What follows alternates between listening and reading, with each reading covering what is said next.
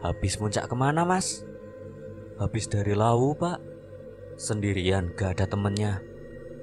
Tanya bapak itu lagi. Ada tapi udah pisah soalnya rumahnya agak satu jalan. Tapi ada satu lagi rumahnya deket situ tadi. Pak, kok ada ya orang kaya banget di situ tadi? Di mana mas?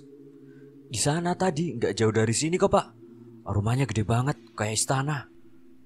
Mendengar perkataan Diki, bapak itu terlihat heran. Kemudian beliau berkata, Mas, di deket sini gak ada rumah besar.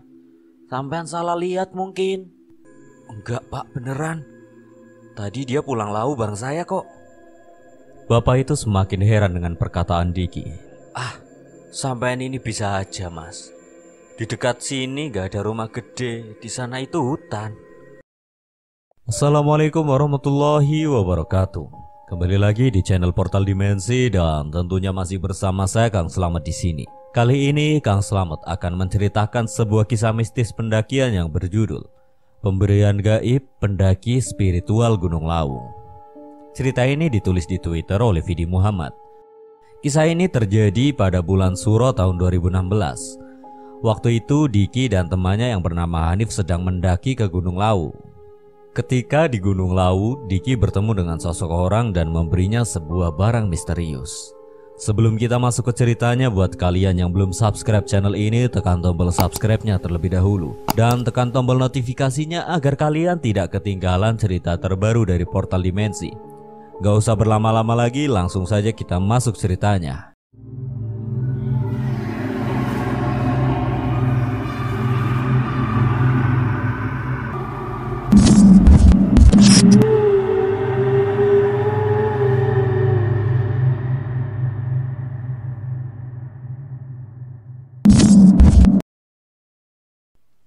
Diki dan Hanif adalah teman akrab. Mereka tinggal di satu kos di Jogja untuk menempuh pendidikan S1 di salah satu kampus di Jogja. Diki bertempat tinggal di Nganjuk, Jawa Timur, sedangkan Hanif di Solo, Jawa Tengah. Awal cerita, waktu itu kuliah sedang ada libur cukup panjang yang mengharuskan mereka berdua pulang dan tinggal di rumahnya masing-masing. Setelah 1 bulan mereka berada di rumah, mereka kangen. Pengen bercanda bareng lagi dan ngopi bareng lagi seperti halnya di kos. Diki menghubungi Hanif melalui telepon. Hingga pada akhirnya Diki berencana untuk pergi ke Jogja dan bertemu dengan Hanif di sana. Tapi Hanif menyarankan pada Diki, Daripada ketemu di Jogja, mending kita mendaki aja sekalian liburan. ucap Hanif mengajak Diki mendaki gunung. Melalui telepon mereka berunding kemana mereka akan mendaki dan Hanif memberi saran untuk mendaki ke Gunung Lawu. Singkat cerita, 1 minggu kemudian mereka berangkat dari rumahnya masing-masing menggunakan motor dan sepakat bertemu di base camp Cemoro Sewu. Sore itu Hanif sampai terlebih dahulu di base camp Cemoro Sewu dan tidak lama kemudian Diki pun sampai di sana. Setelah bertemu mereka sangat senang karena bisa kumpul dan bercanda bareng lagi. Kemudian mereka pergi ke pos pendaftaran untuk mengurusi maksi dan sore itu pendaki sangatlah ramai. Maklum, kalau bulan Suro gini Gunung Lawu memang sangat ramai oleh pendaki, termasuk pendaki spiritual. Setelah selesai mengurusi maksi mereka berunding. Kita berangkat sekarang atau besok aja nih? Sekarang aja dik, hitung-hitung, nyicil, nanti kita camp di pos 2 dan lanjut besok, jawab Hanif. Diki hanya menurut karena Haniflah yang lebih tahu tentang gunung. Sore itu mereka mulai berjalan dan selangkah demi selangkah sampailah mereka di pos 2. Ketika hari akan gelap, sesampai di situ mereka ngecamp dulu dan berniat melanjutkan perjalanan besok sesuai dengan rencana awal. Mereka mendirikan tenda di dekat shelter pos 2. Ketika sedang mendirikan tenda di dekat shelter, Diki melihat ada orang berjubah putih yang sedang berjalan di jalur pendakian, tapi Diki tidak begitu meresponnya karena waktu itu dia sedang sibuk dengan tendanya. Setelah tenda sudah berdiri, mereka memasukkan barang bawaannya kemudian dilanjut memasak di depan tenda. Karena waktu itu mereka sudah mulai lapar. Ketika sedang sibuk memasak, tiba-tiba Orang yang tadi dilihat Diki datang ke tenda mereka dan meminjam korek api untuk menyalakan sebatang rokok. Melihat orang itu yang tiba-tiba datang, mereka berdua kaget karena kedatangan orang itu secara tiba-tiba. Diki meminjamkan korek api kepada orang itu. Setelah menyalakan rokoknya, orang itu pergi dan mengucapkan terima kasih. Dia berjalan ke arah belakang tenda mereka. Setelah orang itu pergi, Hanif bilang ke Diki, "Dik, ada yang aneh gak dari orang tadi?" "Aneh kenapa, Nif?" "Aku gak dengar jejak kakinya pas datang, tapi tiba-tiba udah ada di sini." "Sama, tapi aku tadi sempat ngeliat pas kita sibuk pasang tenda. Mungkin dia pendaki spiritual." Kalau dilihat dari cara berpakaiannya, orang itu memang seperti pendaki spiritual. Lalu Hanif berdiri dan menengok ke belakang tendanya untuk mencari orang itu, tapi dia sudah tidak terlihat. Ketika Hanif sedang berdiri, Diki menarik tangannya Hanif dan bilang, "Jangan dilihatin, Nif, kesannya gak sopan." Hanif kemudian duduk lagi dan mereka berdua mengabaikan orang itu. Mereka lanjut memasak. Setelah selesai memasak dan makan, mereka bersantai di depan tenda sambil minum kopi, dan malam itu di pos 2 terlihat cukup ramai oleh pendaki. Malam semakin larut. Kurang lebih jam 10 malam, Hanif merasa ngantuk. Lalu Hanif masuk ke dalam tenda untuk tidur, tapi Diki masih tetap duduk di depan tenda untuk menghabiskan kopinya sambil mendengarkan lagu dari HP-nya.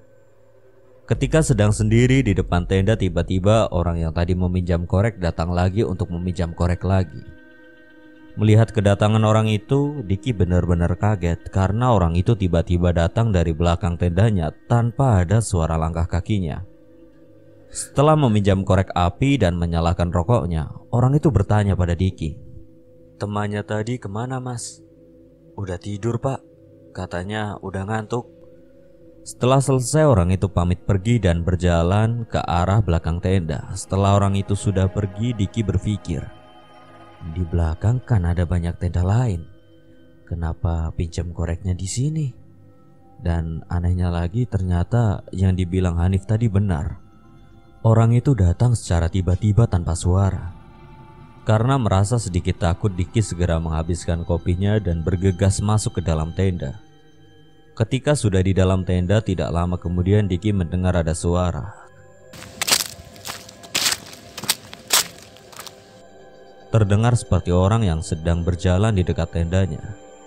Diki tidak mau berpikir aneh-aneh. Dia mengira mungkin itu suara pendaki lain yang memang sedang berjalan di dekat tendanya. Tidak lama kemudian, suara itu sudah tidak terdengar lagi. Tapi setelah suara itu sudah tidak terdengar, tiba-tiba terlihat ada bayangan orang yang sedang berjalan mengitari tendanya. Kurang lebih 2 menit bayangan itu terus berjalan mengitari tendanya, dan Diki dia hanya berpikir itu adalah pendaki lain. Tapi anehnya, kalau itu orang berjalan, pastinya terdengar suara langkah kakinya. Tapi waktu itu tidak ada suara langkah kaki sama sekali, hanya bayangan saja. Lalu Diki memasang headset dan mendengarkan musik dari HP-nya dengan tujuan agar tidak mendengar suara aneh-aneh lagi.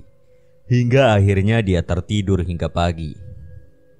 Pagi harinya sekitar jam 6 mereka bangun. Setelah bangun tidak lupa mereka memasak untuk sarapan.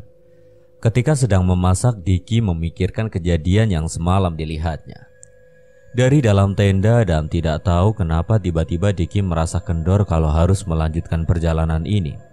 Tapi melihat Hanif yang begitu bersemangat, akhirnya dengan berat hati dia tetap melanjutkan perjalanan. Setelah selesai makan, mereka berkemas dan kurang lebih jam setengah 8 pagi mereka melanjutkan perjalanan. Di sepanjang perjalanan, Diki mengajak Hanif untuk bergurau dengan tujuan agar dia lupa kejadian semalam dan agar semangat mendakinya kembali lagi. Setelah cukup lama berjalan, tidak dirasa sampailah mereka di pos 3. Di situ mereka break sebentar untuk melepas lelah, dan ketika sedang break di pos 3 itu tidak sengaja Diki mendengar percakapan rombongan pendaki lain yang waktu itu sedang turun. Diki mendengar kalau salah satu rombongan itu berbicara dan membahas tentang orang yang memakai jubah putih. Mendengar itu, Diki bilang pada Hanif pelan-pelan, "Nif, coba dengar percakapan rombongan itu. Memangnya kenapa, Dik? Udah dengerin aja." Hanif menguping percakapan rombongan itu, tapi ketika Hanif sedang menguping, rombongan itu sudah tidak membahas apa-apa lagi. Lalu Hanif bertanya pada Diki. Mereka nggak ngomong apa-apa, Dik. Tadi mereka bahas tentang orang yang semalam pinjam korek sama kita di pos 2. Berarti itu memang pendaki spiritual, Dik. Soalnya kalau suronan gini banyak pendaki spiritual di sini. Jawab Hanif memberitahu Diki. Tidak lama kemudian mereka lanjut berjalan ke pos 4. Di tengah perjalanan tidak tahu kenapa langkah kakinya Diki ini terasa sangat berat hingga sebentar-sebentar dia berhenti. Karena merasa keberatan, dia mengajak Hanif untuk istirahat di pinggir jalur pendakian. Nah, setelah mereka berhenti, Diki menaruh barang bawaannya di atas tanah dan baru saja dia menaruh barang bawaannya itu, tiba-tiba dia terjatuh, rasanya seperti ada yang mendorong badannya. Melihat Diki yang terjatuh, Hanif malah tertawa kecil tapi sambil menolongnya. Hati-hatilah bro, duduk aja dulu istirahat. Diki terduduk lelah waktu itu, tapi dia tidak bilang tentang apa yang dirasakannya waktu itu, karena dia menganggap mungkin dia hanya sedang kelelahan. Singkat cerita, setelah kurang lebih 30 menit istirahat, mereka lanjut berjalan hingga sampai di Hargodalam. Ketika matahari sudah akan terbenam, di sana mereka memutuskan untuk ngecamp. Setelah menemukan tanah yang datar, mereka mendirikan tenda di situ. Lokasi tempat mereka mendirikan tenda itu cukup jauh dari pendaki lain dengan tujuan agar bisa merasakan ketenangan. Malam itu ketika mereka sedang asyik bergurau di depan tenda sambil mendengarkan musik, tiba-tiba orang yang tadi bertemu di pos 2 datang lagi dan kali ini dia ingin ikut ngecamp di dekat tenda mereka. Mas-mas ini yang ketemu di pos 2 semalam ya? Tanya pendaki spiritual kepada Diki dan Hanif. Iya pak, betul. Kebetulan aku tak ngecamp di sini aja kalau gitu, ucap pendaki spiritual itu. Orang itu kemudian mendirikan tenda tepat di samping tenda mereka.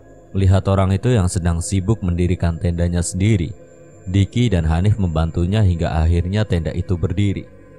Setelah itu mereka bertiga duduk santai dan mengobrol di depan tenda sambil minum kopi. Bapak sendirian ya? Iya, setiap suruhan saya mesti kesini untuk sowan pada para leluhur tanah Jawa, jawab orang itu.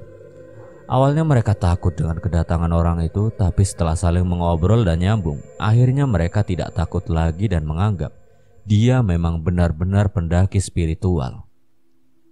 Setelah cukup lama ngobrol-ngobrol, orang itu bilang, Mas, ada sedikit makanan gak?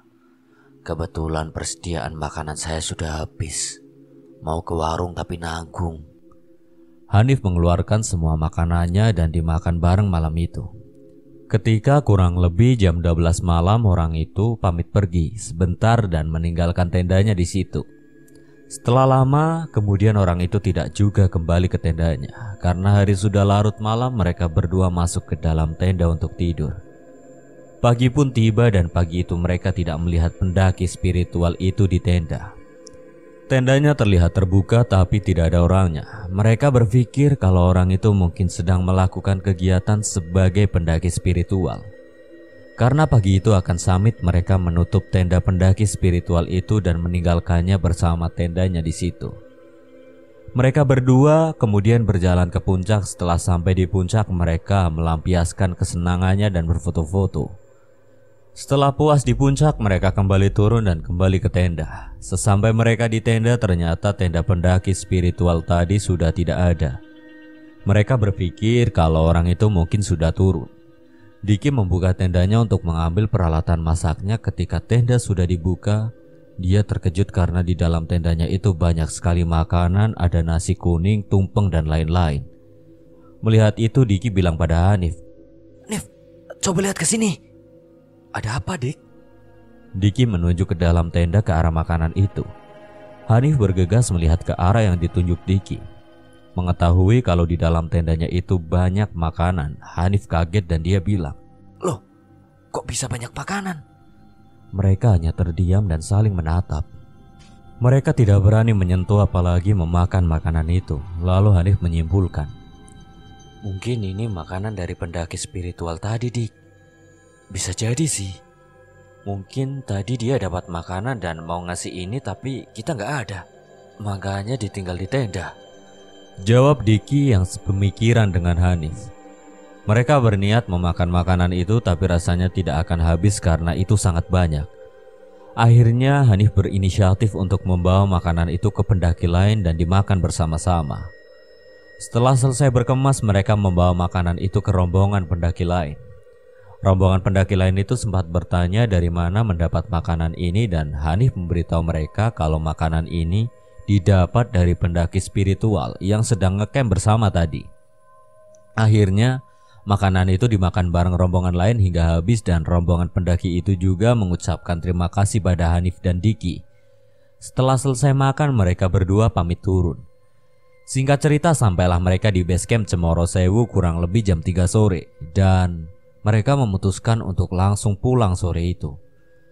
Sebelum pulang, tepatnya masih di camp area dekat base camp, mereka bertemu dengan pendaki spiritual itu lagi dan mereka bertanya pada orang itu. Tadi sampean ya yang taruh makanan di tenda kami? Tanya Diki pada orang tersebut. Orang itu menjawab, Iya, tadi saya dapat makanan dari Argo Dalam. Tapi melihat sampean tidak ada di tenda, jadi saya taruh di dalam aja. Diki berterima kasih pada orang itu dan memberitahunya kalau makanan itu sudah dihabiskan bersama rombongan pendaki lain.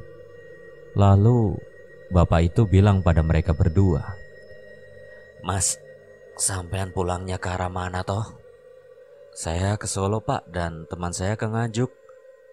Saya boleh numpang ke Madiun. Soalnya saya ketinggalan rombongan. ucap orang tersebut dengan sopan. Karena waktu itu Diki yang satu arah dengan orang itu, Diki mau memberi tumpangan, hitung-hitung untuk balas budi kebaikannya tadi. Singkat cerita, sore itu Diki dan Hanif berpisah untuk pulang ke rumahnya masing-masing dan Diki membonceng bapak itu dengan motornya. Disinilah kejadian mistis akan dialami oleh Diki. Awalnya Diki mengira orang ini adalah manusia biasa, tapi ternyata bukan. Dia adalah bangsa jin yang menjelma sebagai manusia. Waktu itu kurang lebih jam 7 malam. Ketika Diki sudah sampai di daerah Madiun dan membonceng orang itu, tepatnya di hutan, bapak itu minta belok ke dalam gang yang katanya itu adalah gang rumahnya. Diki menurutinya dan belok ke dalam gang itu. Tidak jauh setelah dia masuk ke dalam gang, sampailah dia di rumah orang itu. Sesampai di situ ternyata orang tersebut sangat kaya raya. Rumahnya sangat megah seperti istana. Hingga Diki heran melihat rumah semewah itu. Kemudian orang itu mempersilahkan Diki untuk mampir dulu ke rumahnya. Tapi Diki menolak dengan alasan takut pulangnya kemalaman. Orang itu masuk ke dalam rumah dan meminta Diki untuk menunggunya. Sebentar di depan, tidak lama kemudian orang itu keluar lagi dengan membawa koper kotak yang ukurannya tidak begitu besar dan koper itu diberikan kepada Diki. Karena sungkan Diki menolak, tapi orang itu memaksa Diki untuk menerimanya dengan berucap, Mas, nolak rezeki itu gak baik. Akhirnya dengan terpaksa Diki menerimanya. Setelah diterima, orang itu berpesan pada Diki, Ini rezeki buat sampean. Tapi pesan saya jangan buka koper ini sebelum sampean sampai di rumah. Sebenarnya Diki ingin menanyakan apa isi koper itu, tapi dia tidak enak. Orang udah dikasih kok pakai tanya segala. Diki mengiyakan kata-kata orang itu dan memasukkan koper ke dalam bagasi sepeda motornya. Karena kebetulan bagasi motornya Diki cukup luas sehingga cukup untuk menampung koper itu. Setelah koper itu dimasukkan, Diki pamit untuk pulang. Di perjalanan, di dalam otaknya Diki penuh dengan tanda tanya. Apa isi koper itu dan kenapa koper itu tidak boleh dibuka sebelum sampai rumah? Dia juga berpikir kok ada orang sekaya itu. Sekitar menempuh perjalanan 6 km meninggalkan rumah tersebut, Diki melihat ada sebuah warung kopi dan dia memutuskan untuk mampir ngopi dulu di warung itu agar tidak ngantuk di perjalanan. Di warung itu ada beberapa orang bapak-bapak yang juga sedang ngopi. Melihat Diki dengan penampilan mendaki, salah satu bapak-bapak itu bertanya, Habis muncak kemana mas? Habis dari Lawu pak. Sendirian gak ada temennya? Tanya bapak itu lagi. Ada tapi udah pisah soalnya rumahnya agak satu jalan. Tapi ada satu lagi rumahnya deket situ tadi. Karena masih merasa penasaran dengan rumah megah tadi, Diki bertanya pada salah satu bapak-bapak yang ada di warung. Pak, kok ada ya orang kaya banget di situ tadi? Di mana, Mas? Di sana tadi, nggak jauh dari sini kok, Pak. Rumahnya gede banget, kayak istana. Jawab Diki sambil menunjuk ke arah rumah yang dilihatnya tadi. Mendengar perkataan Diki, bapak itu terlihat heran, kemudian beliau berkata, Mas, di deket sini gak ada rumah besar. Sampean salah lihat mungkin. Diki tetap berusaha meyakinkan pada bapak itu. Enggak, Pak, beneran. Tadi dia pulang lau bareng saya kok. Bapak itu semakin heran dengan perkataan Diki. Sampean ini bisa aja, Mas. Di dekat sini gak ada rumah gede, di sana itu hutan. Mendengar pernyataan itu, Diki semakin penasaran. Masa rumah segede itu gak tahu? Setelah kopi sudah habis, Diki berpamitan pada penghuni warung itu untuk pulang. Tidak jauh setelah meninggalkan warung, dia berpikir, apa benar yang dikatakan bapak-bapak itu tadi? Karena benar-benar penasaran, dia menepi ke pinggir jalan dan berencana membuka koper pemberian pendaki spiritual tadi. Sebenarnya dia canggung mau buka koper itu karena tadi pesan dari pendaki spiritual itu tidak boleh dibuka sebelum sampai di rumah. Tapi rasa penasaran tidak mengurungkan niat Diki untuk membuka koper itu. Dia membuka bagasi motornya dan membuka koper itu. Di dalam bagasi, tahu nggak apa isi dari koper itu? Ternyata isi koper itu adalah daun nangka yang sudah kering. Melihat isi koper itu, Diki shock. Dia duduk di dekat motornya dan menghisap sebatang rokok. Sambil menghisap rokok, dia berpikir, mungkin kata orang yang tadi di warung itu benar. Tapi tadi jelas-jelas aku melihat rumah itu, jadi gak mungkin aku salah lihat. Diki semakin penasaran dengan semua ini. Setelah rokok yang dihisapnya sudah habis, dia berputar balik ke arah rumah pendaki spiritual tadi untuk memastikan. Sesampai di jalan yang terdapat gang masuk tadi, Diki tidak melihat ada gang itu lagi. Di situ hanya ada hutan dan jalan setapak menuju ke dalam hutan. Melihat kejanggalan itu, dia cepat-cepat pergi dari tempat itu karena takut. Ternyata rumah sebesar istana yang tadi dilihatnya tadi adalah rumah gaib. Dan orang yang tadi menumpangnya dari Gunung Lawu itu adalah makhluk halus atau jin yang memang menjelma menjadi manusia. Untung saja itu jin baik sehingga dia tidak mencelakai Diki sama sekali. Dan andaikan waktu itu Diki membuka koper itu di rumah, mungkin isi koper itu bukanlah daun. Sekian dan terima kasih buat Vidi Muhammad yang telah mengizinkan saya membawakan ceritanya. Apabila ada kesalahan dan kekurangan, saya memohon maaf sebesar-besarnya. Akhir kata, Kang Selamat pamit undur diri. Wassalamualaikum warahmatullahi wabarakatuh. Sampai berjumpa lagi.